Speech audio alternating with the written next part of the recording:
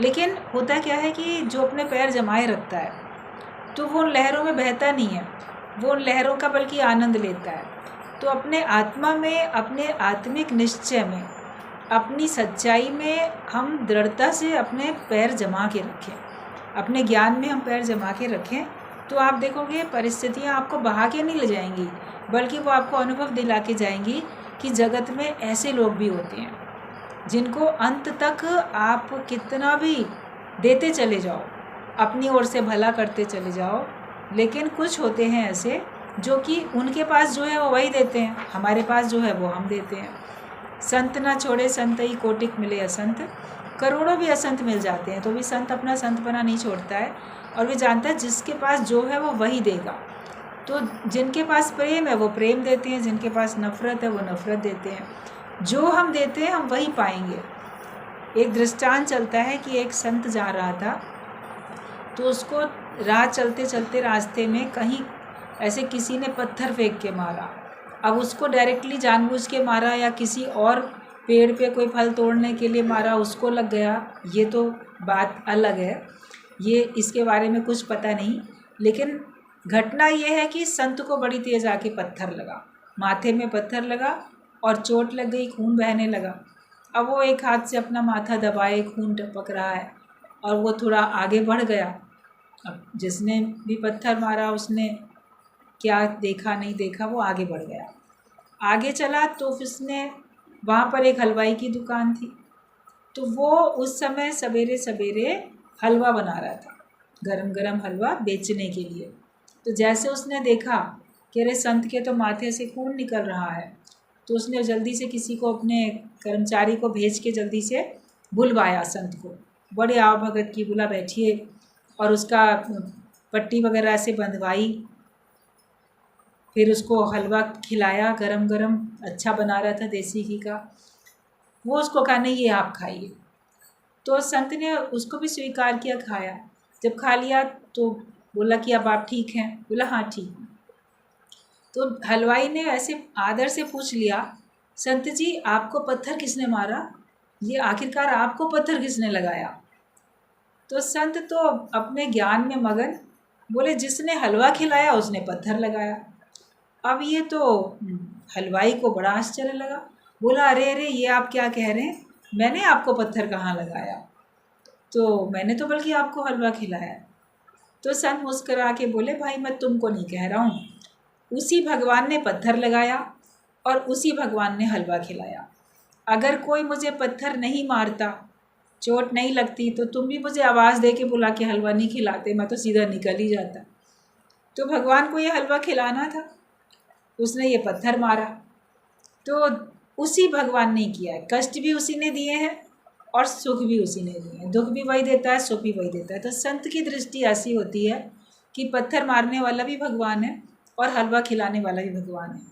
कोई एक हमको पत्थर लगाता है लेकिन 10 लोग हमको हलवा खिलाते हैं, तो हमें उनके प्रति ध्यान देना चाहिए। जो आपको सुख देने वाले लोग हैं, संसार में बहुत लोग होते हैं, सबके शत्रु एक दो होते हैं, सारा संसार शत्रु नहीं होता है। कोई दो चार आप अपनी ज़िंदगी में देखोगे, दो चार लोग आपको बचपन से लेकर आज तक ऐसे मिले होंगे जिन्होंने आपका विरोध किया होगा अकारण। कारण से तो बहुत लोग विरोध कर सकते हैं, लेकिन अकारण किसी ने आपका विरोध किया होगा। मगर आपको अकारण ही बहुत लोगों ने पसंद भी किया होगा, बहुत लोगों ने आपको प्रेम भी किया होगा, बहुत लोगों ने आपसे अपनापन भी रखा होगा, और आपने सबकी मदद की होगी। तो कई लोगों ने भी आपकी अपने लेवल से, जो जिस लायक होता है वो उस प्रकार से उसका रिटर्न देता है। आप संसार में भी व्यवहार करते हो तो कोई आपके लिए कुछ करता है तो आपका मन होता है कि बदले में मैं भी इसके लिए कुछ कर सकूं, भगवान मुझे इस लायक बनाना कि मैं भी इसके लिए कुछ कर सकूं। हालांकि किसी के एहसान का बदला कोई कभी नहीं चुका सकता है, हमको हमेशा कृतज्ञ होकर रहना चाहिए, कृतज्ञ नहीं होना चाहिए, कृतज्ञ होकर रहना चाहिए। लेकिन अपने लिए इतना संकल्प ज़रूर परमात्मा से प्रार्थना करके करना चाहिए कि हमको अवसर मिलेगा तो हम भी सबका भला कर सकें, या उसका कर सकें जिसने हमारा भला किया। ज्ञान में तो गुरु का ये कहना होता है कि नफ़रत जो करे हमसे, हम उनसे प्यार करें। अंदर में भावना अच्छी रखो, दूसरे की भावना क्या है उसको हम नहीं चेंज कर सकते हैं, लेकिन हम अपनी भावना रख के अपने मन को प्रसन्न कर सकते हैं और अपने आप को हम ईश्वर से जोड़ के जीवन मुक्ति का आनंद ले सकते हैं। नफरत में रहने से नुकसान तो हमारा ही है, प्रेम में रहने से फ़ायदा अपना है। अभी जैसे गुरुजी की बात चल रही थी, कहा कि मोह छोड़ दो तो तुम मुक्त हो जाओगे, मोक्ष हो जाएगा। बोले हमको मोक्ष चाहिए ही नहीं। मान लो कोई ऐसा बोलता है, मोह छोड़ देंगे तो क्यों छोड़ दें, उससे क्या फ़ायदा होगा छोड़ने से। तो गुरुजी ने कहा नुकसान क्या होगा, मोह को छोड़ने से तुम्हारा नुकसान तो कुछ नहीं होगा। गुरु मोह छोड़ने के लिए कहता है, लेकिन प्रेम छोड़ने के लिए थोड़ी बोलता है। काम, क्रोध, लोभ, मोह, अहंकार, ये 5 विकार हैं। अब विकारों को छोड़ने के लिए प्रार्थनाएं भी होती हैं, पूजाएं भी होती हैं, आरतियों में भी गाया जाता है, प्रार्थना आरतियों में भी की जाती है कि हमारे ये विकार छूट जाए, विषय छूट जाए, विकार छूट जाए। विषय विकार मिटाओ, पाप हरो देवा, आप आरती में गाते हो। तो वो तो मिटाने के लिए खुद ही प्रार्थना करते हो, क्योंकि वो हैं आपके अंदर में, तो आपको जगत के बंधन में लाते हैं। हमारे विकार ही तो हमको बंधन में लेके आते हैं। निर्विकारी मुक्त हो जाता है। लेकिन प्रेम कोई विकार नहीं है। प्रेम एक हमारी वास्तविक स्थिति है, स्वरूप है हमारा। मैं हूँ आनंद का ही स्वरूप, मैं प्रेम का स्वरूप हूँ, मैं आनंद का स्वरूप हूँ। तो उसी से हमारा भला होता है। हम केवल अपनी उन्नति की अगर मान लो परवाह करेंगे, इस ज्ञान में गुरुजी बोलते थे शुरू में तुमको स्वार्थी भी बनना पड़ेगा। लोग बोलेंगे तुम तो अपना ही सुख देख रहे हो, तुम तो अपनी मुक्ति देख रहे हो, तुम तो अपने ही मौज देख रहे हो, हमको नहीं देखते। अब सारी ज़िंदगी तो देखा है ना आपने सबको, फिर अंत तक आप सारी ज़िंदगी सबको ही देखते रहोगे, तो आप अपना उद्धार कब करोगे। तो जब कोई ज्ञान में आगे बढ़ता है, वो घर वालों की परवाह नहीं करता, वो उसको ज्ञान में जाने से रोकते हैं, उनकी परवाह नहीं करता, तो फिर उसके बाद क्या होता है, लोग उसको स्वार्थी कहने लग जाते हैं। मगर शुरू में ये स्वार्थ रखना अच्छा है, क्योंकि उनका मोह कटता है और आपका भी तो मोह कटता है, वरना आपका मोह भी नहीं कटेगा। कोई अगर आपसे विपरीत चलता है, आपका कहना नहीं सुनता है, तो आपका उसके प्रति जो मोह था वो खत्म हो जाता है। निर्मोही राजा बन जाओ, निर्मोही राजा की फिर पूरी नगरी निर्मोही बन जाती है। गुरु खुद निर्मोही बनता है तो उसकी पूरी नगरी जो ज्ञान है, जो संगत है, उनके सबके अंदर में भी तो निर्मोही भाव जग जाता है। मोह करना है तो केवल एक भगवान से करो, मोह करना है तो मोहन से करो। जिस मोहन के अंदर मोह नहीं है, मोहन मतलब मोह ना होना, मदन मतलब मद का ना होना, तो भगवान के नाम इसीलिए पढ़ें जिनके अंदर मद नहीं है, जिनके अंदर मोह नहीं है। तो हम भी भगवान का रूप होना चाहते हैं, और अगर हम अपने अंदर के मोह को छोड़ देते हैं और अपने अंदर के मद को, जो ये मद हमारा मतलब कि अहंकार, अभिमान, और मद जो चीज़ हमें प्राप्त है उसका नशा, ऐसा नशा कि जिस नशे में मुझे केवल मैं ही मैं दिखता हूँ और मुझे दूसरा कोई नहीं दिखाई देता, सर्वश्रेष्ठ मैं अपने आप को समझता हूँ। मद में जब कोई आ जाता है किसी प्रकार के, जो उसको उपलब्धि हुई है, सांसारिक उपलब्धि हो या उसकी आध्यात्मिक हो, लेकिन अगर मद आ जाता है तो उस नशे में व्यक्ति आपा खो बैठता है, दूसरे को अपने से कम समझता है, तो फिर उसकी गिरावट होती है। ये उतार चढ़ाव का दौर चलता रहता है। इस उतार चढ़ाव के दौर से हमको उपराम हो जाना है, एक रस अवस्था में हमको आ जाना है, और कुछ भी नुकसान हो जाए लेकिन अपने समय का और अपनी शक्ति का हमें नुकसान कभी भी करना नहीं है। जब आपकी स्थिर बुद्धि होती है तब आप अपने लिए कुछ बेहतर सोच पाते हो, वरना तो हर समय टेंशन, चिंताएं, और कहा गया चिंता से चेहरा घटे, घटे बुद्धि और ज्ञान, नानक चिंता मत करो, चिंता चिता समान। तो अगर हम हर समय किसी बात की चिंता करते रहते हैं तो आपकी बुद्धि घट जाती है, आपके चेहरे की चमक खत्म हो जाती है, आपकी शक्ति खत्म हो जाती है, आपका बल, बुद्धि, ज्ञान भी नष्ट हो जाता है चिंता करने से, क्योंकि ज्ञान को भूलोगे तभी तो चिंता करते हो। अगर ज्ञान याद रहे तो हम चिंता करें ही क्यों। भगवान के ऊपर सौंप के भगवान की भक्ति में रहो, भगवान का गुणगान करो, भगवान के गीत गाओ। जो बच जाए उसका शुक्राना भी बोला गुरुजी ने, जो बच जाए उसका शुक्राना गाओ। तुम्हारा जो जीवन चला गया उसके लिए अफसोस नहीं, अब पछताए होत क्या, जब चिड़िया चुग गई खेत वाली कहावत हो जाती है। उसके पछताने से आपका बीता हुआ समय वापस नहीं आएगा, लेकिन जो बच गया है उसको बचाओ। आप उसके पछतावे में अपना जो बचा हुआ भी है उसको भी तो गंवा देते हो। मनुष्य जीवन पता नहीं कितने दिन का है। सभी देखते हैं यंग यंग लोग भी तो दुनिया से चले जाते हैं, बीमारी होती है, एक्सीडेंट होता है अचानक से। हम तो देखते हैं कम कम एज में भी हार्ट अटैक हो जा रहे हैं, हार्ट फेल हो जाते हैं कम कम उम्र में भी। काम करते करते कुछ और करते करते देखा तो एकदम से गिर गया, दुनिया से चला गया।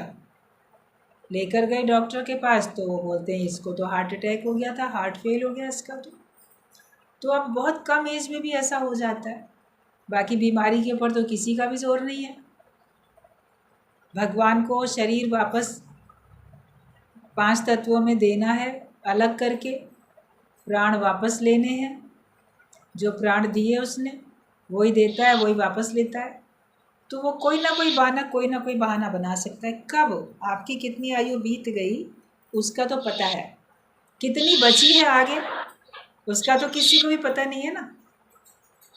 तो जो आज का दिन है, अगर अपने अंदर केवल एक कल्पना करो कि अगर भगवान साक्षात आके मुझसे बोल दें ये तुम्हारा अंतिम दिन है, तो उस समय क्या करो?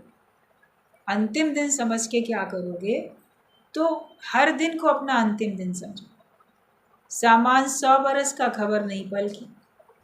बहुत सोचते हैं, बहुत सोचते हैं, लेकिन उस सोचने से कुछ होने वाला नहीं।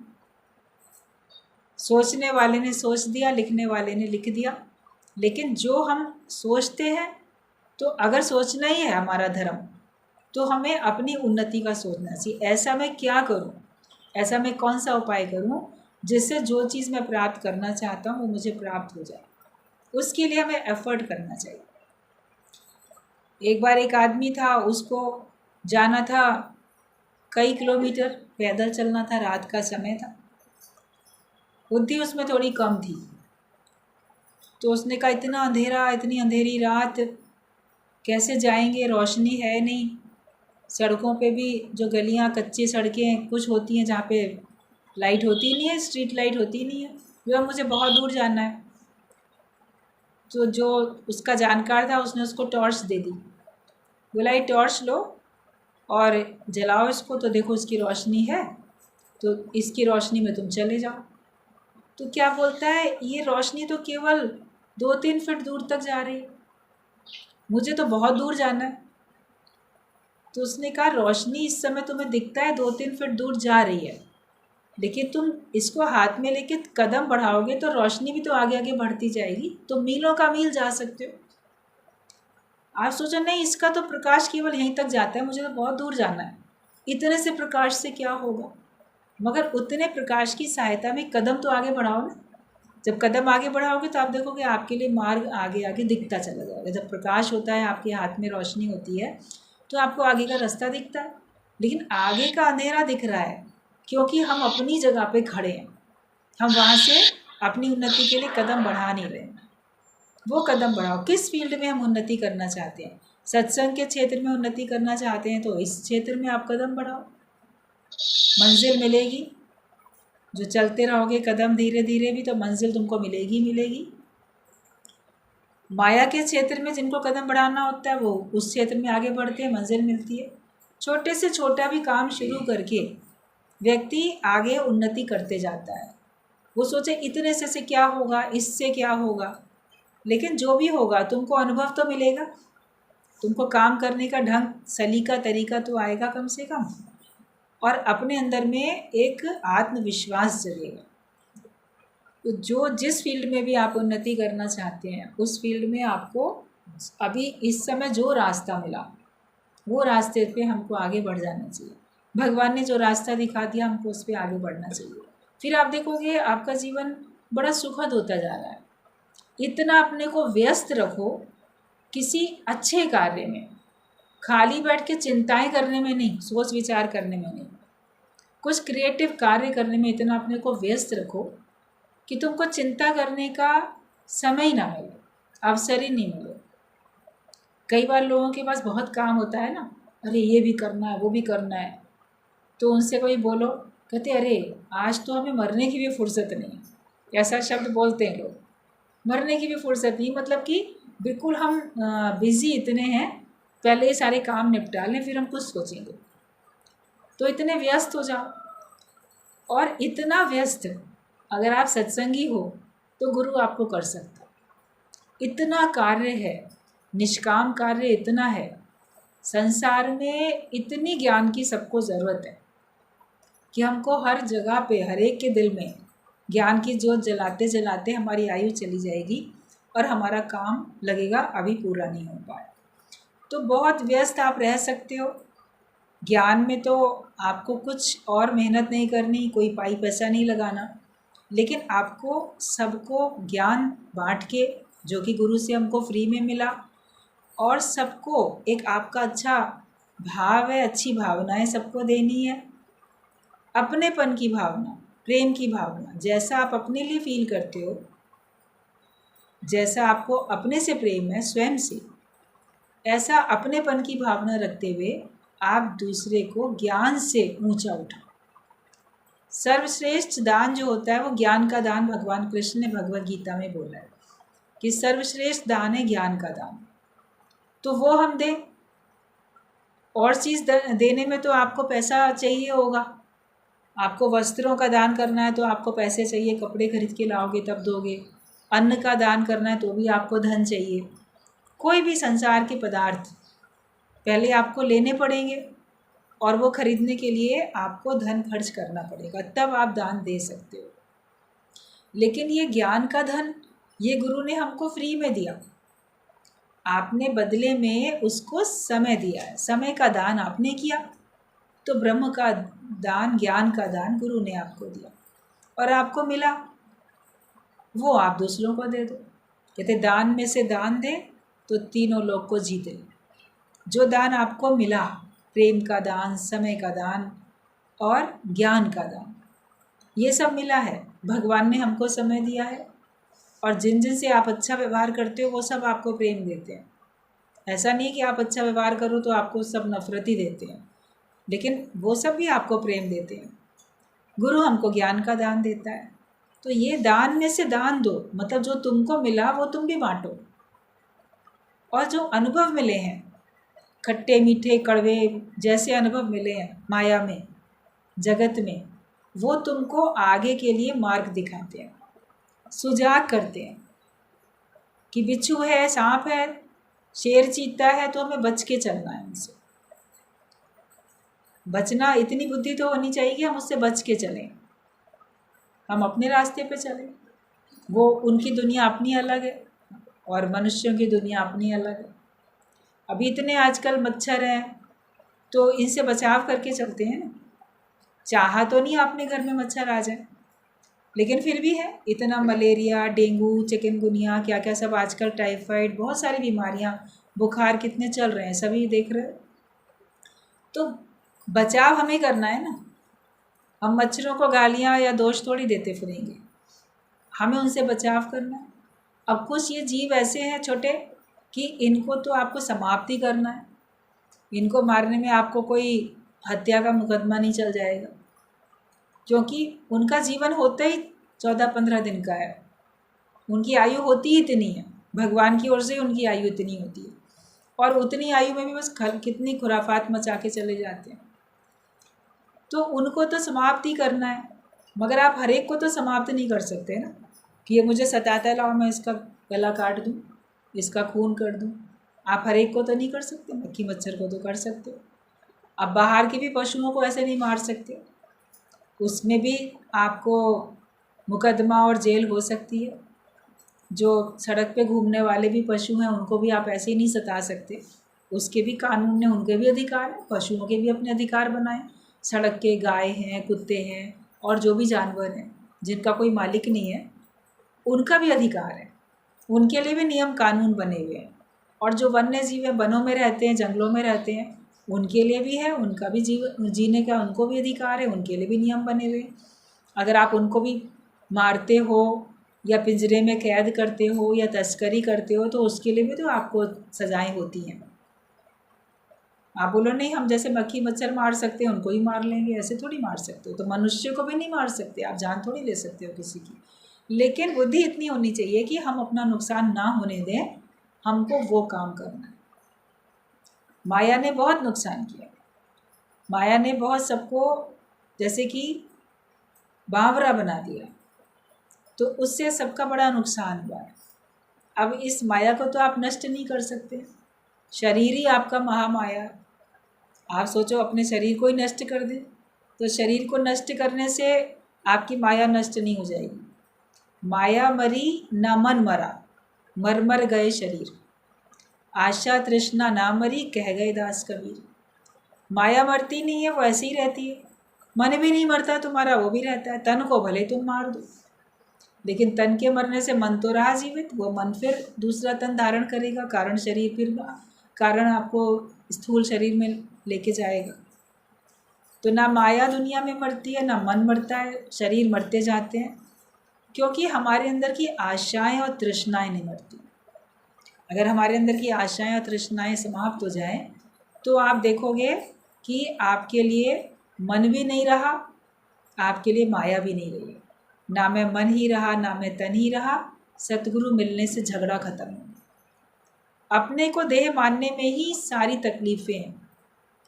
ये दुख दर्द का सामान, अपनी 5 तत्वों की नाम रूप की देह, इसको हम अपने साथ साथ लिए चल रहे हैं और इसी को ही अपना रूप मान के बैठे।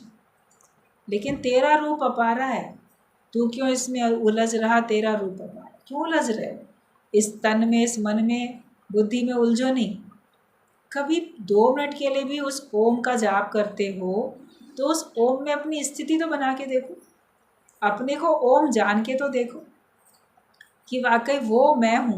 ओम ओम ओम, वो मैं हूँ, वो ओ अहम, वो मैं हूँ। मतलब वो सत्ता, वो शक्ति जिसकी मैं पूजा करता हूँ, जो सर्वत्र विद्यमान है, जिसका कभी नाश नहीं होता, वो मैं हूँ। उससे अपना योग लगा के देखो, उस नशे में आ जाओ, ब्रह्म ज्ञान के नशे में आ जाओ, उस भक्ति के नशे में आ जाओ। फिर आप देखोगे आपके लिए जगत है ही नहीं, जगत बना ही नहीं है, आपको फिर कोई चीज़ तंग नहीं कर सकती।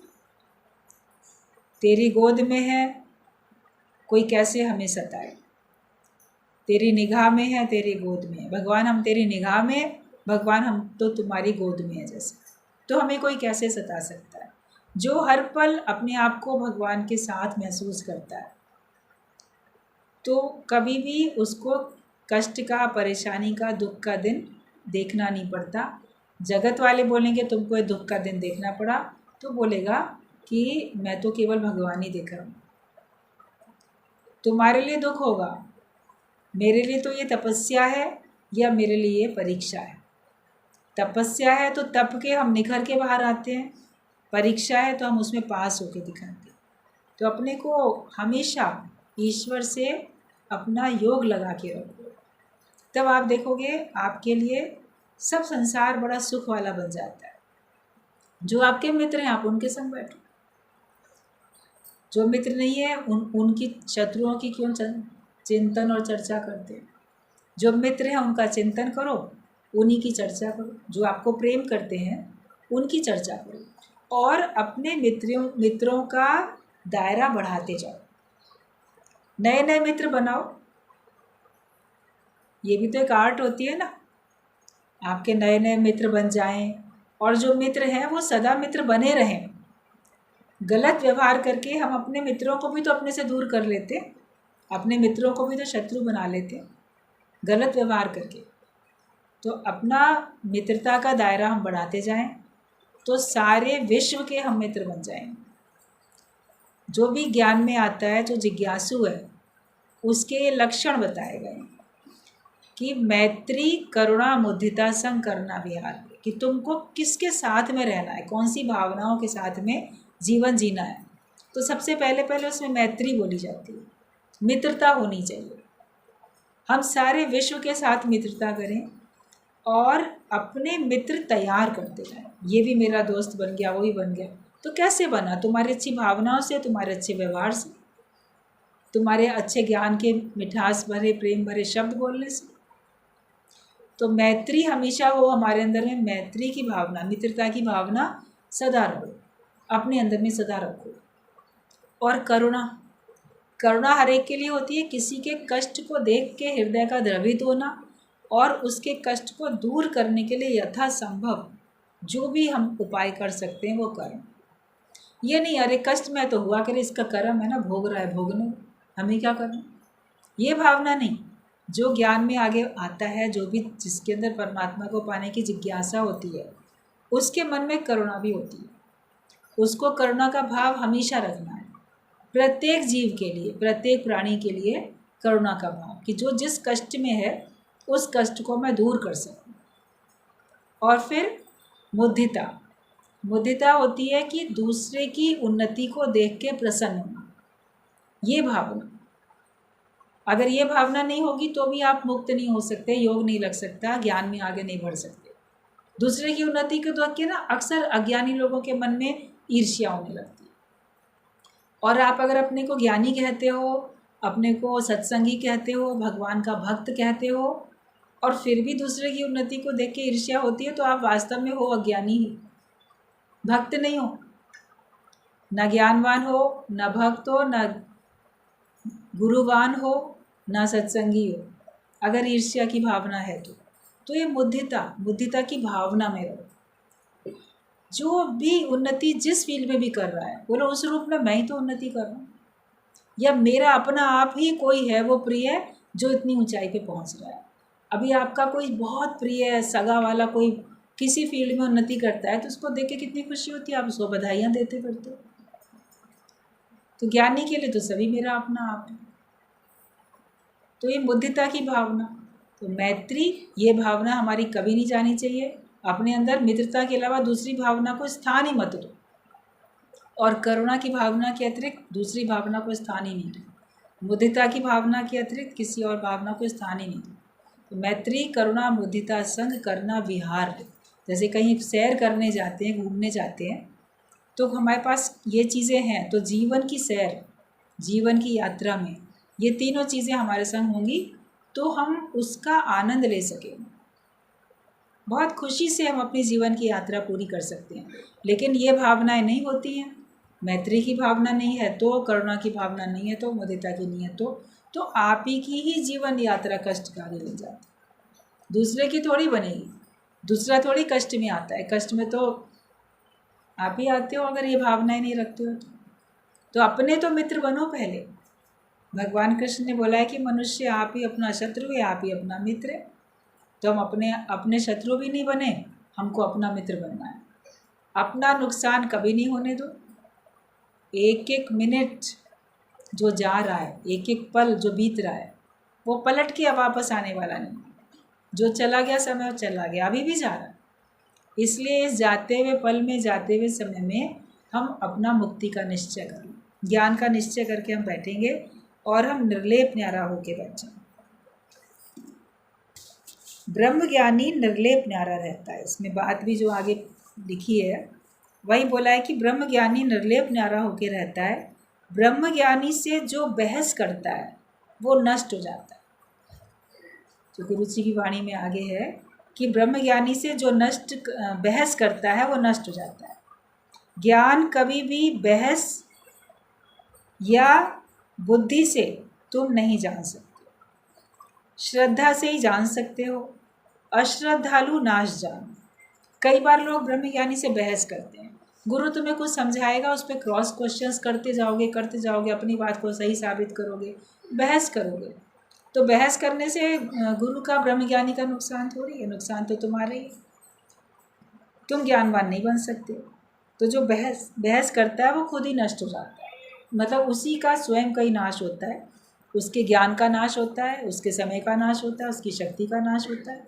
उसका मानव जीवन ऐसे ही चला जाता है। जन्म तेरा बातों ही बीत गए, ये फालतू बातें माया की करते करते उसका जन्म बीत जाता है। और ज्ञान कभी भी बहस से नहीं मिल सकता, और ना ही बहुत अपने को बुद्धिवादी बना के मिल सकता है। ज्ञान तो श्रद्धा से मिलता है। अश्रद्धालु नाश जान। अगर तुम अश्रद्धा रखते हो तो तुम्हारा नाश हो जाता है। ज्ञान के बाद भी राजा जनक एक बार सत्कर्म में फंस गया तो गुरु ने फिर आकर उसे सावधान किया। कभी कभी ब्रह्म ज्ञान लेने के बाद आप सब बात समझ भी जाते हो, ये करना चाहिए, ये नहीं करना चाहिए। बदकर्म तो कभी करने ही नहीं चाहिए। हमेशा सत्कर्म अच्छे कर्म हो, लेकिन वो भी अकर्ता भाव से हो और फल की इच्छा के बिना हो, मगर उसमें हमको बंधना नहीं है। कई लोग सत्कर्मों में बंध जाते हैं, ज़रूर करना है, ये कर्म तो मुझे ज़रूर करना है, ये दिन है, ये त्यौहार है, ये चीज़ है, ये वाली पूजा करनी ही करनी है, या इस दिन में ये वार को सत्कर्म दान देना ही देना है। बहुत सत्कर्मों में मनुष्य अगर बंध जाता है तो बंधन में तो आया ना। बदकर्म लोहे की जंजीर बोले गए और सत्कर्म सोने की जंजीर। जंजीर तो जंजीर है, किसी ने आपको लोहे की हथकड़ी से बांध दिया या सोने की बना के हथकड़ी उससे बांध दी, बंधन तो रहेगा। लोहे की हथकड़ी तो हमको हथकड़ी लगती है, बंधन दिखता है, उसको तो हम छुड़ाने के लिए अब बहुत कोशिश करते हैं बचने के लिए। लेकिन सोने को तो बड़ा कीमती समझते हैं ना, उसमें हमारा मन बंध जाता है। लोहे की हथकड़ी में तुम्हारा तन बंध बांधा गया, लेकिन जो सोने की जंजीरें हैं उसमें तुम्हारा मन बंध जाता है। अभी सोने की गले में जंजीर पहन लो, चाहे आप ब्रेसलेट पहन लो, चाहे पैरों में पहन लो, चाहे कहीं पहन लो, सोने चांदी में वैसे भी देखो तो मन ही तो तुम्हारा अटका हुआ है, जो प्रॉपर्टी है मन ही तो अटका हुआ है। तो सत्कर्मों में हमारा मन अटक जाता है, जैसे उस सोने में हमारा मन अटक गया गोल्ड में, ऐसे ही सत्कर्म, ये तो अच्छी चीज़ है ना, ये तो करनी चाहिए, इसको छोड़ना थोड़ी चाहिए। भले ही करो, लेकिन मन क्यों अटका हुआ है उसमें। ज्ञानी करे या ना करे, उसका कोई स्वार्थ नहीं होता, उसको कुछ चाहिए नहीं। तुम खुद अच्छे बन जाओ तो तुम जो करोगे वो अच्छा ही करोगे। अगर तुम राइट मैन हो तो तुमसे सब राइट होगा, तुम रॉन्ग मैन हो तुमसे सब रॉन्ग होगा, गलत हो। गलत व्यक्ति जो खुद है वो जो करेगा वो गलत करेगा, अच्छा व्यक्ति जो करेगा अच्छा ही करेगा। तो तुम्हें अपने को सत्य में स्थित करना ना, सत्कर्म तो तुमसे तब होंगे, तुम पहले सत्य में स्थित तो हो जाओ, तुम तो सही सच में टिक जाओ ना जाके, फिर तुम जो करोगे वो सब अच्छा ही अच्छा करने चलोगे। तो सत्कर्म जो है वो सोने की जंजीर है, उससे मन अटक जाता है। अगर कोई कहे छोड़ दो तो आप छोड़ नहीं सकते। राजा जनक ने ज्ञान सुना गुरु से, उसको सब समझ में आया। उसके बाद वो कुछ समय के बाद भाई गुरु से हमेशा तो सामने नहीं बैठेंगे, राजा तो राज्य भी करेगा, अपना राजकाज भी चलाएगा। फिर राजा को तो बीच बीच में आयोजन भी करता है, वो यज्ञ वगैरह भी करता है, जिससे प्रजा की भी बड़ी उन्नति होती है, वातावरण में भी, प्रकृति में भी सब तरफ अच्छाई, हरियाली, खुशहाली फैलती है। तो राजाओं को वो सब आयोजन करने होते हैं, लेकिन राजा जनक उनमें अटक गया। आए दिन वो बहुत यज्ञ वगैरह सत्कर्म ऐसे करने लगा, उसका मन आसक्त हो गया उसमें सत्कर्म में। तो गुरु तो तुम्हारे मन को देखेगा और मन को छुड़ाएगा कि मन तो भगवान में रहे, मन कर्मों में क्यों अटके। तो देखा वो एक बार यज्ञ कर रहा था राजा जनक, तो गुरु पहुंच गए वहाँ पे, बहुत खुश हुआ, अरे गुरुदेव आप आ गए, आइए। उन्होंने कहा कि हम तुम्हें कुछ वरदान देने आए हैं, मांगो तुम क्या मांगते हो। तो उसने कहा कि मुझे तो किसी भी चीज़ की आवश्यकता नहीं है, आपके ज्ञान ने तो मुझे मांगने से छुड़ा दिया, अब मैं क्या मांगूं, कुछ भी स्थिर रहने वाला नहीं, आप तो मुझे ब्रह्म ज्ञान पहले ही दे चुके, अब मैं क्या वरदान मांगूं, तो मुझे तो कुछ भी नहीं चाहिए। बोला लेकिन हम तुम्हें देने आए हैं, तुमको कुछ तो चाहिए। बोला नहीं गुरुदेव, मुझे वास्तव में, मैं जांच के अपने अंदर देखता हूँ, मुझे कुछ नहीं चाहिए, मुझे ज्ञान मिल गया, मुझे मुक्ति मिल गई, आपने सब दे दिया, तो अब मुझे कुछ भी नहीं चाहिए। तो उन्होंने कहा अगर तुम्हें कुछ चाहिए नहीं तो तुम सत्कर्मों में अटक क्यों गए, क्योंकि कर्म करोगे तो उसका फल तो भोगने के लिए तुमको आना ही पड़ेगा। एक होता है सहज में आपसे कार्य होता रहे, एक हम उसमें अटक जाते, नहीं ये काम मुझे ज़रूर करना है, नहीं करेंगे तो खलबली मचेगी। जो भी सत्कर्म होते हैं तो उनके ना करने में भय भी लगता है कि भगवान नाराज़ ना हो जाए, या भगवान छोड़ो जो घर के लोग हैं वो ना नाराज़ हो जाएं, इसने ये पूजा छोड़ दी, इसने ये व्रत छोड़ दिया, इसने ये सत्कर्म करना छोड़ दिया, इसने लोकारीत छोड़ दी। तो ये भय लगता है, समाज वाले नाराज़ होंगे, परिवार वाले नाराज़ होंगे, भगवान नाराज़ होगा, ग्रह गोचर मेरे उल्टे विपरीत ना हो जाएं कहीं। शनि का भी दान दे दो तो राहु केतु का भी दे दो तो मंगल का भी दे दो। जो आएगा आपको बोलने के लिए, कोई भी आपको भरमाने के लिए आएगा तो आप उसमें भयभीत होगी तो करेगा मनुष्य कर्म। तो उसने कहा कि अगर तुम ये सत्कर्म में अटके हो तो इसका फल भोगने के लिए तो तुम्हें आना ही पड़ेगा। तुम्हारे कर्मों का खाता जो था वो क्लोज होने के बाद नया भी तो उसमें तुम ऐड करते जा रहे हो, भोगे बिन छूटे नहीं कर्म गति बर्बाद। तो तुम अपनी इच्छा से जो कर रहे हो तो तुम्हें उसका फल तो मिलेगा। अपनी इच्छा से नहीं करो कुछ भी, सत्कर्म भी अपनी इच्छा से नहीं करो। तब उसको जो अपनी भूल थी राजा जनक को वो समझ में आ गई। बोला बहुत आपने कृपा की कि मुझे सुजाग कर दिया, मैं वास्तव में कर्मों में अटक रहा था, ये तो अच्छे करने चाहिए, मैं कर्तापने से ही करने लग गया था। कभी होता है कि आप सर्व के कल्याण के लिए करते हो, फिर कभी अपना ही आसक्ति अपने को इसमें लगता है नहीं हम तो अपने लिए कर रहे हैं। तो वो जो कर्तापने से कर्म किए जाते हैं, सत्कर्म हो चाहे बदकर्म हो, वो आपको जन्म मरण के चक्कर में तो ले आएंगे, उनका फल भोगने तो तुमको आना ही पड़ेगा। ज्ञानी कर्मातीत होके रहता है, सारे कर्मों से उपराम हो जाता है, तो कोई भी कर्म उसके खाते में आते नहीं है। गुरु का काम होता है, सच्चे गुरु का, वो हमको समय समय पे आके सुजाग करता है, सावधान करता है। अगर आप गुरुवान हो तो गुरु आपको सुजाग ज़रूर करेगा, लेकिन अगर आप उसकी बात नहीं मानोगे तो वो आपको आपके हाल पे छोड़ देगा कि ठीक है अब तुम अपने ज़िम्मेदार खुद हो और तुम अपने जैसा करोगे वैसा भरोगे। गुरु की कोई फिर जिम्मेदारी नहीं होती। आप बोले कि गुरु हमको क्यों नहीं सुजाग करता है, तो उसने कभी तो किया ही होगा, कई बार सुजाग किया होगा, सावधान किया होगा, मगर अहंकारवश, स्वार्थवश, सुख बुद्धि के कारण से, लोभ लालच के कारण से, किसी भी कारण से मनुष्य गुरु को अपने ऊपर ना रख के अपने को सर्वे सर्वा बना के, नहीं मैं तो अपनी मर्ज़ी का मालिक हूँ, मैं किसी के अंडर में क्यों रहूँ, मैं तो खुद करूँ। लोग अपने पेरेंट्स को अपने सर पे नहीं रखते, बोलते हैं हम तो अपनी मर्ज़ी के मालिक हैं, हम खुद कमाते हैं खुद खाते हैं, हम क्यों किसी के अंडर में चलें। तो गुरु के अंडर में भी मान लो नहीं चलोगे तो वो क्या करेगा, गुरु बोलेगा ठीक है अब जैसी तुम्हारी मर्ज़ी, वो तो छोड़ देगा। अपनी ज़बरदस्ती अपनी राय थोपेगा थोड़ी तुम पे। जो मान लेगा तो उसका भला है, नहीं मानेगा तो भगवान उसका भला करे सोच के आगे बढ़ जाएगा। बुरा तो वह कभी किसी का सोचता ही नहीं है। सच्चा ब्रह्मज्ञानी किसी को आशीर्वाद देगा लेकिन किसी को शाप नहीं देगा कि इसका बुरा हो जाए, या वो न्यूट्रल रहेगा, तो ठीक है जैसा भी करेंगे वैसे ही करेंगे। तो राजा जनक को भी गुरु ने सावधान किया। जब पूर्ण ब्रह्म ज्ञान की निष्ठा होती है तो हर कर्म छोड़ दिया जाता है या छूट जाता है। कर्मी तो आवे कपड़ा न दरी मोक्ष द्वार। जब आपको पूर्ण ज्ञान मिल जाता है तब आपके सारे कर्म छूट जाते हैं और आपको छोड़ देने होते हैं। करके तो बहुत देखा, ना करके भी तो देखो कभी। ज्ञानी करे या ना करे वो स्वार्थ के बिना है। ऐसा करने से कुछ मिलेगा, ऐसा करने से क्या मिलेगा, कुछ नहीं मिलेगा तो नहीं करते हैं, कुछ मिलता है तो करते हो। लेकिन ज्ञानी को कुछ चाहिए ही नहीं, इसलिए उससे कुछ वो कार्य कर्तापने से करता ही नहीं है। उसके द्वारा परमात्मा जो कराता है वो शुभ कराता है, अशुभ तो कुछ कराता ही नहीं है। उसके द्वारा जो होता है सर्व के भले के लिए होता है, दूसरे की आत्मिक उन्नति के लिए उसके द्वारा होता है जो कुछ भी होता है। तो ब्रह्म ज्ञान जो है वो हमको सारे कर्मों से बचा लेता है, क्योंकि कर्मी तो आवे कपड़ा, देह रूपी कपड़ा मिलेगा।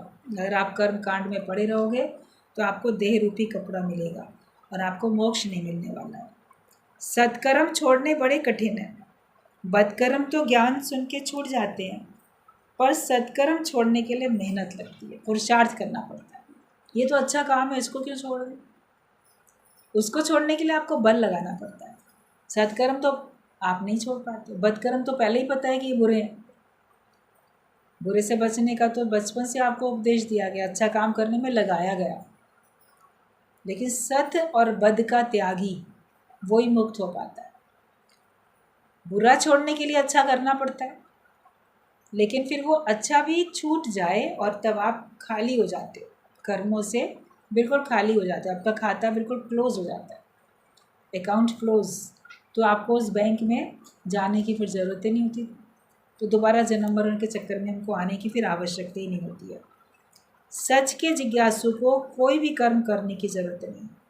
अगर आप सत्य को पाना चाहते हो, सत्य के जिज्ञासु हो, तो आपको कोई भी कर्म करने की ज़रूरत नहीं। इसीलिए भगवान कृष्ण ने भगवत गीता में कहा है कि सर्व कर्म धर्म सब छोड़ दो, सर्व कर्मान परित्यजे सर्व धर्मान सन्यासे माम एकम शरणम व्रज, कि बस एक मेरी शरण लो, बाकी सारे कर्मों से छुटकारा पा जाओ, त्याग दो, छोड़ दो सारे कर्मों को, सारे धर्मों से ही संन्यास ले, सब तुम्हारे से कर्म धर्म सब छूट जाए और केवल एक भगवान की शरण में तुम चले जाओ।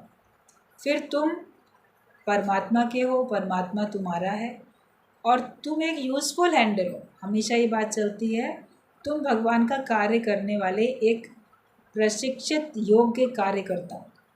जैसा आदेश परमात्मा का होता है, ईश्वर इच्छा से ज्ञानी चलता है, उसकी अपनी कोई इच्छा नहीं होती, इसीलिए वो हमेशा भगवान को अंग संग महसूस करके आनंद में रहता है, मुक्त होकर रहता है, जीवन मुक्ति का आनंद लेता है।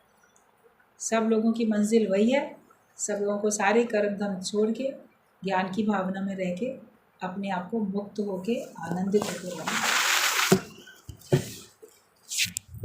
ठीक है, क्या कुछ कर माइक